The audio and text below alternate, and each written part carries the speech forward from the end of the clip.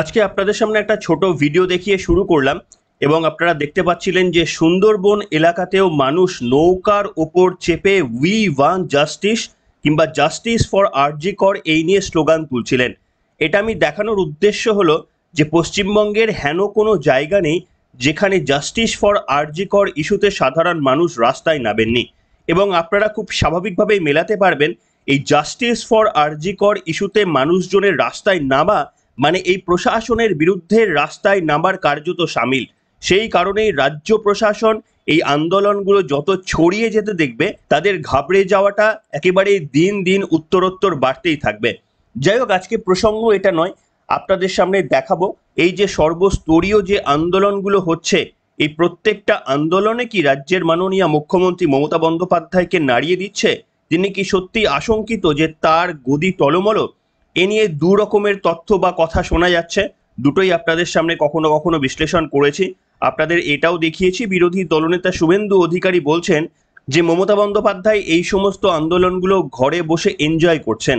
তিনি পরিষ্কার ঘরের মধ্যে দেখছেন টিভিতে নকশা আঁকা, ছবি আঁকা, রাস্তায় নেমে প্রোটেস্ট করা, এগুলো তিনি এনজয় করছেন। তার কারণ তিনি জানেন যে এগুলো আমার আয়ত্তের মধ্যে, এগুলোকে কন্ট্রোল করা আমার খুব একটা বড় বিষয় নয়। কিন্তু মুখ্যমন্ত্রীর কন্ট্রোল করার বাইরেও কিছু কিছু জায়গা বা পরিস্থিতি তৈরি হচ্ছে, সেটা আপনাদের সামনে দেখাবো। তবে যারা শুভেন্দু অধিকারীর ওই বক্তব্যটা শোনেননি, আমি ছোট্ট করে একবার বক্তব্যটা শুনিয়ে দেব যে মুখ্যমন্ত্রী মমতা বন্দ্যোপাধ্যায় এনজয় করছেন এই মুহূর্তটা। এবং নবান্ন অভিযানই একমাত্র আন্দোলন ছিল যেদিন মমতা বন্দ্যোপাধ্যায় ভয়ে কেঁপে গিয়েছিলেন।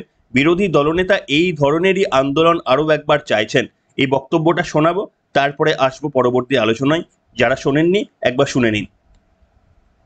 দাবি করিনি, আমি বলেছি মমতা ব্যানার্জির পদত্যাগ, সেই জন্য 27 তারিখ নবান্ন অভিযানে সাপোর্ট করেছিলাম। ওই আন্দোলনেই নড়েছিল, বাকি আন্দোলনগুলো উনি এনজয় করছেন ঘরে বসে, বাড়িতে বসে এনজয় করছেন। যত রাস্তায় আপনি নকশা আলপনা আঁকুন আর প্রদীপ মোমবাতি জ্বালান, সি ইজ এনজয়িং। উনি কেঁপেছিলেন একদিন, সেটা হচ্ছে 27 তারিখ। ওই কাঁপুনিটা যদি ভবিষ্যতে দিতে পারেন তাহলে মমতা ব্যানার্জি নড়বে, টলবে, পালাবে। আদারওয়াইজ উনার এগুলোতে কোনো অনুভূতি নেই। শুনলেন বন্ধুরা, নিশ্চিতভাবে আপনারা এর সঙ্গে সহমত না দ্বিমত পোষণ করবেন, আপনারা লিখে জানাবেন।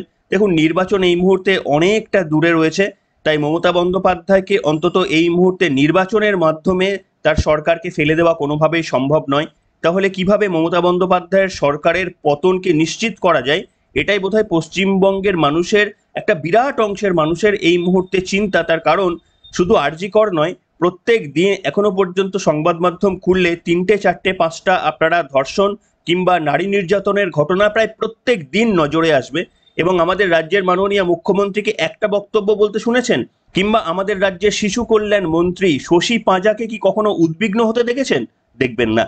যাই হোক, সেই কারণেই বলছি মমতা বন্দ্যোপাধ্যায়ের পদত্যাগ ছাড়া এই মুহূর্তে কোনো আশা নেই। কিন্তু আপনাদের দেখাবো যে শুভেন্দু অধিকারীর বক্তব্যটা সঠিক হয়তো, যে সমস্ত আন্দোলনই যে মমতা বন্দ্যোপাধ্যায়কে নাড়িয়ে দিচ্ছে বা টলিয়ে দিচ্ছে এমনটা ভাবার কোনো কারণ নেই। তার কারণ তিনি পোড় খাওয়া রাজনীতিবিদ, তিনি জানেন কোন সময়ে আন্দোলনকে কিভাবে থামিয়ে দিতে হয় বা আন্দোলনের মধ্যে কিভাবে বেনজল ঢুকিয়ে আন্দোলনকে নষ্ট করতে হয়। তার কারণ আমরা বিভিন্ন অতীতের ক্ষেত্রে দেখেছি। যাই হোক, তবে আজকে আপনাদের বলবো গতকালের যে সব থেকে বড় একটা ঘটনা, যে ঘটনাকে নিশ্চিতভাবে মমতা বন্দ্যোপাধ্যায়ের চিন্তা কয়েক গুণ বাড়িয়ে দিয়েছে, একথা আপনাদের সামনে বলতে পারি। সেটা হচ্ছে জহর সরকার, একজন আইপিএস অফিসার, সেই জহর সরকারের রাজ্যসভা থেকে পদত্যাগ। তার 2026 সাল পর্যন্ত মেয়াদ ছিল, কিন্তু তার 1.5 বছর আগে তিনি পদত্যাগপত্র জমা দিয়ে দিলেন। আপনারা সকলেই জেনে গিয়েছেন মুখ্যমন্ত্রী মমতা বন্দ্যোপাধ্যায় সেই পদত্যাগপত্র পাওয়ার পর সরাসরি তাকে ফোন করেছিলেন, তাকে এই পদত্যাগপত্র উইথড্র করার কথা বলেছিলেন। কিন্তু জহরবাবু বলেছেন যে মানুষকে কথা দিয়েছি, এখান থেকে আর ফিরে আসা সম্ভব নয়। আর এখানেই আপনাদের সামনে বলতে চাইবো যে মমতা বন্দ্যোপাধ্যায়ের ভয়টা কিন্তু ধরতে শুরু করেছে, সেটা পরিষ্কার বোঝা যাচ্ছে। জহর সরকারকে তড়িঘড়ি তিনি ফোন করলেন, সকালেই জহর সরকারের রেজিগনেশনের খবর আসলো, আর দুপুরেই তিনি ফোন করে বসলেন। এটাই কিন্তু মমতা বন্দ্যোপাধ্যায় যে চিন্তায় রয়েছে সেটা বোঝা যাচ্ছে। কেন আপনাদের বলছি, সুখেন্দু শেখর রায় কিন্তু দীর্ঘদিন ধরে কার্যত সরকার বিরোধী কিছুটা অবস্থান নিয়েছেন, সেটা স্পষ্ট। আপনারা কি দেখেছেন রাজ্যের মাননীয় মুখ্যমন্ত্রী বা তৃণমূল কংগ্রেসের কোনো উচ্চ পদস্থ কেউ বা অভিষেক বন্দ্যোপাধ্যায় গোছের কোনো নেতা তারা ফোন করেছেন, সুখেন্দু শেখর রায়কে এই সমস্ত বক্তব্য বলা থেকে বিরত করার চেষ্টা করেছেন কিংবা তার বিরুদ্ধে কোনো ব্যবস্থা নিয়েছেন? কিচ্ছু করেননি, কারণ তৃণমূল কংগ্রেস হয়তো ভেবেছিল যে এই সুখেন্দু শেখর রায় পর্যন্তই ব্যাপারটা থিতিয়ে যাবে, এর পরে আর এগোবে না। কিন্তু তারপরেও যখন মুখ্যমন্ত্রী ধসটাকে কার্যত আটকে রাখতে পারলেন না, এবং আপনারা জানেন কিনা জানি না যে এই জহর সরকারকে তৃণমূল কংগ্রেসের হয়ে রাজ্যসভায় পাঠানোর পিছনে সুখেন্দু শেখর রায়ের অনেকটা বড় ভূমিকা ছিল। কাজে সুখেন্দু শেখর রায়ের এই অবস্থানের পর জহর সরকারের একেবারেই তড়িঘড়ি রেজিগনেশন, শুধুমাত্র রাজ্যসভা থেকে নয়, তৃণমূলের প্রাথমিক পদ থেকেও তিনি রিজাইন করে দিয়েছেন। এইটা কিন্তু মমতা বন্দ্যোপাধ্যায় বুঝতে পেরেছেন যে একটা ধস নামতে শুরু করেছে। এবং আপনারা জানেন এই কথাটা এই মুহূর্তে খুব প্রচলন হয়েছে যে ভয় যেমন সংক্রামক, ঠিক তেমনি আবার সাহসও সংক্রামক। তাই যারা এই মুহূর্তে অনেকেই সাহস পাচ্ছেন না, যারা অনেকেই ভাবছেন যে সত্যি সত্যি বাড়িতে যেখানে বউ আছে, বাড়িতে যেখানে মেয়ে বা কন্যা বা দিদি বোন এই সমস্ত ফ্যামিলি মেম্বার যারা রয়েছে, তাদের পাশে থেকে যদি মিনিমাম গায়ে মনুষ্যত্বের চামড়া থাকে, তাহলে অন্তত এই আরজি কর নিয়ে চুপ থাকা উচিত হবে না। তার কারণ মানুষ যখন রাস্তায় নামছে দল বর্ণ রং ছাড়া, তখন বোধহয় চুপচাপ থাকাটা আমাদের উচিত হবে না। তার কারণ এর প্রভাব আমাদের কাছেও পড়তে পারে, আর আমাদের ফ্যামিলি মেম্বারদের কাছেও আমাদের সম্মান নষ্ট হচ্ছে। অন্তত যাদের মানুষের চামড়া রয়েছে তারা একটু আধটু প্রতিবাদ করার সাহস পাচ্ছেন। এবং এই সুখেন্দু শেখর রায় জহর সরকারের পর কিন্তু এই ধসটা যদি আবার সংক্রামিত হয়ে যায়, তৃণমূল কংগ্রেসের অনেক নেতা নেতৃত্ব যাদের এখনো পর্যন্ত, হয়তো খুব কম সংখ্যক, যাদের মনের মধ্যে এই ব্যাপারটা এখনো রয়ে গিয়েছে, তারা যদি সাহস করে এই ধরনের পদক্ষেপ নিয়ে ফেলেন, তাহলে মমতা বন্দ্যোপাধ্যায় যে নিশ্চিন্তে বসে আছেন বলে শুভেন্দু অধিকারী মনে করছেন, কোনো রকমের বড়সড় আন্দোলন ছাড়াই মমতা বন্দ্যোপাধ্যায় কিন্তু টলে যেতে পারেন। এই রোগটা, এই যে সংক্রমণটা যদি তৃণমূল কংগ্রেসের মানে যাদের অন্তত এখনো মনুষ্যত্ব কিছুটা রয়েছে তাদের মধ্যে ছড়িয়ে যায়, এই আশঙ্কাটাই সম্ভবত মমতা বন্দ্যোপাধ্যায় করছেন। আপনাদের দেখাতে চাইবো যে জহর সরকার তিনি তার চিঠিতে, যে চিঠিটা তিনি মমতা বন্দ্যোপাধ্যায়ের উদ্দেশ্যে পাঠিয়েছিলেন, সেখানে তিনি ঠিক কি কি লিখেছেন। জহর সরকার তার চিঠিতে উল্লেখ করেছেন যে আমি এখনো পর্যন্ত 2 কামরার ফ্ল্যাটেই থাকি এবং আমার পুরনো 9 বছরের গাড়িটা এখনো পর্যন্ত ব্যবহার করতে স্বাচ্ছন্দ্য বোধ করি। কিন্তু তৃণমূল কংগ্রেসের ছোট বড় নেতারা যেভাবে বড় বড় বাড়ি হাঁকাচ্ছেন, গাড়ি হাঁকাচ্ছেন, এ নিয়ে সত্যি মনে সংশয় জাগে যে তারা কোথা থেকে এই সমস্ত পাচ্ছেন। আর এত কিছু পাওয়ার পরেও তৃণমূল কংগ্রেসের পক্ষ থেকে কেউ কখনো মুখ খুলছে না, এটা আমাকে ব্যথিত করে। এই ধরনের বক্তব্য কিন্তু জহর সরকার বলেছেন। কাজেই বুঝতেই পারছেন তার নিশানাটা ঠিক কার দিকে ছিল। এবং আপনাদের কিছু লাইন পড়ে শোনায়, আপনারা দেখুন। মাননীয়া মহোদয়া, বিশ্বাস করুন এই মুহূর্তে রাজ্যের সাধারণ মানুষের যে স্বতঃস্ফূর্ত আন্দোলন ও রাগের বহিঃপ্রকাশ আমরা সবাই দেখেছি, এর মূল কারণ কতিপয় পছন্দের আমলা ও দুর্নীতিগ্রস্ত ব্যক্তিদের পেশিশক্তির আস্ফালন। আমার এত বছরের জীবনে এমন ক্ষোভ ও সরকারের প্রতি সম্পূর্ণ অনাস্থা আগে কখনো দেখিনি। ভাবুন, জহর সরকার যিনি খাতায় কলমে এখনো রাজ্যসভার সাংসদ তৃণমূলের, তিনি লিখছেন যে সরকারের প্রতি সম্পূর্ণ অনাস্থা আগে কখনো দেখিনি। এমনকি যখন সরকার তথ্যমূলক বা সত্য কোনো বক্তব্য মানুষের সামনে রাখছে, তারা একেবারেই বিশ্বাস করছে না। আমি গত 1 মাস ধৈর্য ধরে আরজি কর হাসপাতালের ঘৃণার ঘটনার বিরুদ্ধে সবার প্রতিক্রিয়া দেখেছি, আর ভেবেছি আপনি কেন সেই পুরনো মমতা ব্যানার্জির মতো ঝাঁপিয়ে পড়ে সরাসরি জুনিয়র ডাক্তারদের সঙ্গে কথা বলছেন না। এখন সরকার যেসব শাস্তিমূলক ব্যবস্থা নিচ্ছে তা এক কথায় অতি অল্প এবং অনেক দেরি হয়ে গেছে।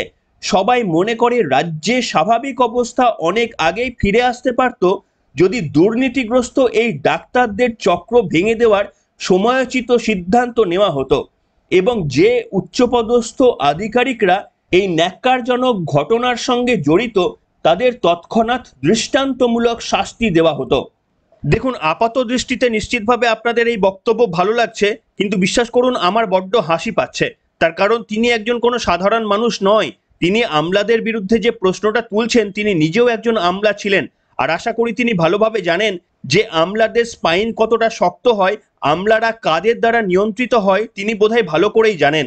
তিনি কি বিশ্বাস করেন যে বিনীত গোয়েল যা করছে কিংবা গোপালিকারা যা করেছিল তা তাদের নিজের ইচ্ছাতে, মুখ্যমন্ত্রী মমতা বন্দ্যোপাধ্যায়ের অনিচ্ছাতেই বিনীত গোয়েল এবং বাকি আধিকারিকরা কাজ করছে এবং মুখ্যমন্ত্রী তাদের বিরুদ্ধে কোনো পানিশমেন্ট নিচ্ছেন না? এটা কি জহর সরকারের মতো প্রবীণ মানুষ, আইপিএস অফিসার, একদিকে সাংসদ, রাজনীতিতে আসা সাংসদ, তিনি কি মনে করেন মমতা বন্দ্যোপাধ্যায়ের পারমিশন ছাড়া এই সমস্ত কাণ্ড কারখানা করছে এবং তাদের এই সমস্ত কাণ্ড কারখানার পর মমতা বন্দ্যোপাধ্যায় চুপ করে বসে আছেন এটা জেনেও যে মমতা বন্দ্যোপাধ্যায় তাদেরকে সমর্থন করেন না বা তাদের কাজের অনুমোদন করেন না? জহর সরকারের মতো মানুষ যতদিন ক্ষমতায় ছিলেন ততদিনও বিভিন্ন রকমের মিথ্যে কথা বলেছেন, অর্ধসত্য কথা বলেছেন, আর যখন ক্ষমতা থেকে বেরিয়ে আসছেন সেখানেও চিঠিতে যা লিখছেন সেটাও সম্পূর্ণ বিশ্বাসযোগ্য নয়। কারণ আমি বিশ্বাস করি না যে জহর সরকার জানেনই না যে মমতা বন্দ্যোপাধ্যায়ের হয়তো সরাসরি ইনস্ট্রাকশন রয়েছে এই সমস্ত আমলাদের পেছনে। এবং পরের স্ট্র্যাঞ্জারটাও আপনাদের সামনে পড়ে দিই, অত্যন্ত গুরুত্বপূর্ণ। আমার বিশ্বাস এই আন্দোলনে পথে নামা মানুষরা অরাজনৈতিক এবং স্বতঃস্ফূর্তভাবে এই প্রতিবাদ করছেন, অতএব রাজনৈতিক তকমা লাগিয়ে এই আন্দোলনকে প্রতিরোধ করা সমীচীন হবে না। অবশ্যই বিরোধী দলগুলি এই আন্দোলন থেকে নিজেদের স্বার্থ চরিতার্থ করার চেষ্টা করছে, কিন্তু যে সাধারণ ছাত্রছাত্রী ও মানুষরা পথে ঘাটে দিনের পর দিন প্রতিবাদ করছেন তারা এই দলগুলিকে ঢুকতে দিচ্ছেন না। তারা কেউ রাজনীতিকে পছন্দ করেন না, শুধু এক বাক্যে বিচার ও শাস্তির দাবি তুলছেন।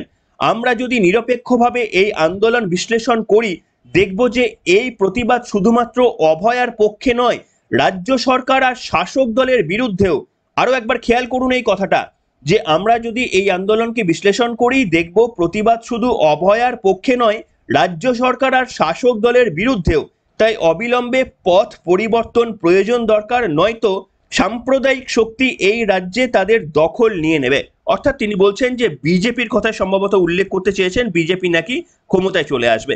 আমার এখানে দু ধরনের প্রশ্ন রয়েছে। একটা তো আপনারা শুনলেন, পরিষ্কারভাবে জহর সরকার লিখছেন যে মানুষের এই স্বতঃস্ফূর্ত রাস্তায় নামা এটা শুধু অভয়ার জন্য বিচার চেয়ে নয়, এটা শাসক দলের বিপক্ষেও কথা বলা।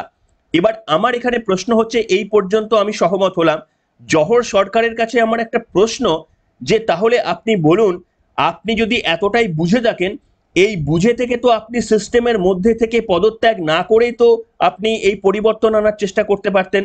মুখ্যমন্ত্রী মমতা বন্দ্যোপাধ্যায়ের একজন সৈনিক হিসাবে আপনি দলের মধ্যে থেকেই আপনার যে এই সমস্ত বিশ্লেষণগুলো সেগুলো আপনি দলের মধ্যেই বলতে পারতেন। আপনি পরিবর্তনটা তো দলের বাইরে গিয়ে করতে পারবেন না। দলের মধ্যে থেকে যদি আপনি কোনো তৃণমূল কংগ্রেসের মধ্যে পরিবর্তন আনতে না পারেন, দলের বাইরে বেরোলে তো আপনাকে আর কেউ পাত্তাই দেবে না। তাহলে কি আমরা ধরে নেব যে তৃণমূল কংগ্রেসের মধ্যে বাক স্বাধীনতা কিছু নেই?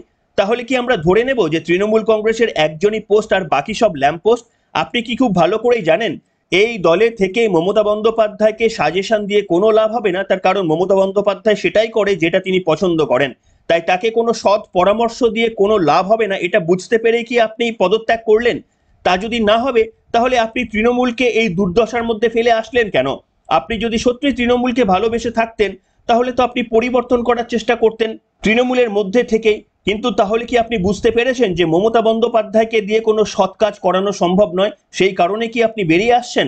এই উত্তরটা আপনি দিলেন না বলে আরো বেশি সংশয় মানুষের মনে প্রশ্ন তৈরি হলো। তার কারণ আপনি আজকে যতই সাধু সাজার চেষ্টা করুন না কেন, মানুষ কিন্তু আপনাকেও কাঠগোড়ায় তুলবে। তার কারণ আপনিও প্রায় 3.5 বছর রাজ্যসভায় ছিলেন, আর এই 3.5 বছরে প্রচুর অনৈতিক ঘটনা ঘটে গিয়েছে। এই সমস্ত অনৈতিক ঘটনাতে আপনিও সমর্থন জানিয়েছিলেন তৃণমূল কংগ্রেসকে। তার মধ্যে আমার মনে রয়েছে সন্দেশখালির মতো ঘটনাতেও আপনি শাসক দলের পাশে ছিলেন। তাই আপনার পদক্ষেপটা একেবারেই ব্যক্তিগত হলেও আপনাকেও মানুষের প্রশ্নের উত্তরের জবাব দিতে হবে যে 3.5 বছর চোখ বন্ধ করে মমতা বন্দ্যোপাধ্যায়ের প্রশাসনকে আপনি সমর্থন করে গিয়েছেন। শুধুমাত্র একটিবার পার্থ চট্টোপাধ্যায়ের ওই সময়টিতে আপনি আওয়াজ তুলেছিলেন, বাকি এত কাণ্ড ঘটে গিয়েছে, বাকি রাজ্যে এত ধর্ষণ ঘটে গিয়েছে, আপনি নীরব এবং নিশ্চুপ ছিলেন। সেটাও কিন্তু আমাদের সমানভাবে ব্যথিত করেছে। আর আপনি সাম্প্রদায়িক দল কাকে বলছেন? বিজেপিকে? যে বিজেপি 3 তালাক বিল এনেছে, যে বিজেপির একেবারে ঘোষিত কর্মসূচি সবকা সাথ সবকা বিকাশ, তাদেরকে যদি আপনি সাম্প্রদায়িক দল বলেন, তাহলে আপনি যে দলে ছিলেন তারা কন্টিনিউয়াস ধরে 30% মুসলিম ভোটের অধিকাংশ ভোট কি করে পায় বলুন তো? ভোটের পার্সেন্টেজই কি বলে দিচ্ছে না যে আপনি কতটা সাম্প্রদায়িক একটা দলের মধ্যে প্রায় 3.5 বছর কাটালেন? এবং রামনবমীর প্রত্যেকবারের মিছিলের সময় কি আপনি গর্তে মুখ লুকিয়ে থাকতেন? রামনবমীর মিছিলের সময় কিভাবে হামলা করা হতো, মুখ্যমন্ত্রী মমতা বন্দ্যোপাধ্যায়ের বক্তব্যগুলো কি আপনার কানে পৌঁছাতো না? তৃণমূল কংগ্রেসের মতো একটা দলে থেকে অন্তত অন্য দলকে আপনি সাম্প্রদায়িক বলবেন না, তার কারণ এটা তৃণমূল কংগ্রেসের কর্মী সমর্থকরাও ব্যথিত হবে। আপনাদের ঘোষিত নীতি রয়েছে 30% ভোটকে সমর্থন করতে গিয়ে যা যা করা সম্ভব আমরা সবটাই করব, তাতে করে যদি 70% মানুষের স্বার্থ বিঘ্নিত হয় তাতেও আপনাদের দল পিছিয়ে আসে না। তার কারণ একেবারে জলজ্যান্ত প্রমাণ রয়েছে, কলকাতা হাইকোর্টেই সেটা তথ্য প্রমাণ রয়েছে এবং সিদ্ধান্ত নেওয়া হয়েছে। ওবিসি সংরক্ষণে আপনাদের নেত্রী কি করেছিলেন, আপনি কি একটাবারও কোনো শব্দ বলেছিলেন? না তখন মনে হয়নি যে তৃণমূল কংগ্রেস সাম্প্রদায়িক দল, তখনও মনে হয়েছে বিজেপি সাম্প্রদায়িক দল।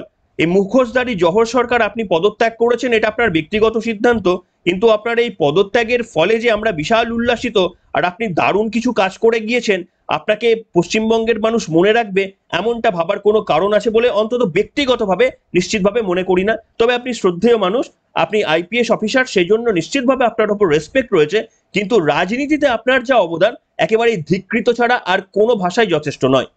যাই হোক, তবে এবার আপনাদের যেটা বলবো সেটা হচ্ছে এই যে জহর সরকারের রাজ্যসভার পদটা ফাঁকা হয়ে গেল, এখনো 1.5 বছর সময় রয়েছে, তাহলে তৃণমূল কংগ্রেসের হয়ে এই জায়গাতে রাজ্যসভার প্রতিনিধি কে হবেন এটা নিয়ে যখন চর্চা চলছে, তখন আবার তৃণমূল কংগ্রেসের কর্মী সমর্থকরা বা তাদের ছোট মাঝারি নেতারা বলতে শুরু করেছেন যে কুণাল ঘোষকে তার পুরনো রাজ্যসভার পদে ফিরিয়ে দেওয়া হোক। এই রকম কিন্তু আওয়াজ উঠতে শুরু করেছে, আপনাদের দেখাবো সেটি। কিন্তু তার আগে আপনাদের দেখাতে চাইবো এই যে জহর সরকার, আমি নিশ্চিতভাবে নিজেকে সৌভাগ্যবান বলে মনে করি যে টুইটারে সঠিক প্রশ্নগুলো হয়তো তুলি বলে দেখতে পাচ্ছেন জহর সরকার আমাকে ব্লক করে রেখে দিয়েছে। এটা নিশ্চিতভাবে আমার জন্য প্রাপ্তি, তার কারণ আমি মনে করি তৃণমূল কংগ্রেসের নেতারা যদি আমাকে ব্লক করে দেন তার মানে আমি বুঝবো যে আমি সঠিক রাস্তায় রয়েছি। তাই আপনারা দেখুন যে এই জহর সরকারের প্রোফাইল থেকে আমাকে ব্লক করে রেখে দেওয়া হয়েছে। সে যাই হোক, আপনাদের দেখাবো যে এই জহর সরকারের ফাঁকা হওয়া জায়গাটা কি কুণাল ঘোষ মেটাবেন। ইতিমধ্যেই কিন্তু আওয়াজ উঠতে শুরু করেছে, দেখতেই পাচ্ছেন খবরের শিরোনাম, কুণাল দাকেই রাজ্যসভায় চাই, জহর পদ ছাড়তেই উঠল রব। এবার আপনাদের দেখাবো এর উত্তর দিতে গিয়ে সাধারণ মানুষ কি লিখছেন। তারা লিখছেন, কানাঘুষো শোনা যাচ্ছে আপনাকে আবার এমপি করার কথা ভাবা হচ্ছে। আগের বার মনে আছে তো কি হয়েছিল? পুলিশের সেই প্রিজন ভ্যান চাপড়ানোর আওয়াজ আজও যেন কানে বাজে। অর্থাৎ আগের বার যখন রাজ্যসভায় কুণাল ঘোষকে টিকিট দেওয়া হয়েছিল এবং তারপর তার কি হাল হয়েছিল, এই তৃণমূল কংগ্রেসের সরকারই তার কি হাল করেছিল সেটাই মনে করিয়ে দিয়েছেন এক ব্যক্তি, তিনি কুণাল ঘোষকে মনে করিয়ে দিয়েছেন। যাই হোক, তবে আমাদের মাথা ব্যথার কারণ নেই, তার কারণ আমরা খুব একটা বিশ্বাস করি না যে তৃণমূল কংগ্রেসের হয়ে যারা রাজ্যসভায় বা লোকসভায় যাবেন তারা আমাদের এই রাজ্যের বিরাট উপকার করবেন, এইরকম আস্থা অন্তত আমাদের মনে বা পশ্চিমবঙ্গবাসীর মনে এখনো পর্যন্ত আসেনি। কিন্তু ওই যে আপনাদের বললাম যে ভয় যেমন সংক্রামক, সাহসও সংক্রামক, তাই সুখেন্দু শেখর রায় জহর সরকারদের পথ আগামী দিনে এখনো পর্যন্ত যাদের একটু আধটু শিরদাঁড়া তৃণমূল কংগ্রেসের নেতাদের মধ্যে রয়ে গিয়েছে, তারাও যদি এই পথ অবলম্বন করেন সেটা মমতা বন্দ্যোপাধ্যায়কে নিশ্চিতভাবে কাঁপিয়ে দিতে পারবে। এবং শুভেন্দু অধিকারী যে ওই প্রথমে বলছিলেন মমতা বন্দ্যোপাধ্যায় ঘরে বসে রাস্তায় আন্দোলনগুলোকে টিভির মধ্যে দেখছেন আর এনজয় করছেন, সেটা কিন্তু তিনি করতে পারবেন না। তার কারণ ঘরের মধ্যে যদি আগুনটা লেগে যায় আর ধস যদি শুরু হয়ে যায় তাহলে কিন্তু সেদিন তিনি নিশ্চিন্তে থাকতে পারবেন না। এটা বুঝেই জহর সরকারের রেজিগনেশনের পরপরই তিনি কিন্তু তাকে আটকানোর আপ্রাণ চেষ্টা করলেন, তাকে বললেন যে যেন তার এই পদত্যাগপত্র তিনি ফিরিয়ে নেন। তাই মুখ্যমন্ত্রী মমতা বন্দ্যোপাধ্যায়ের এই মুহূর্তে অবস্থানটা একেবারেই স্পষ্ট।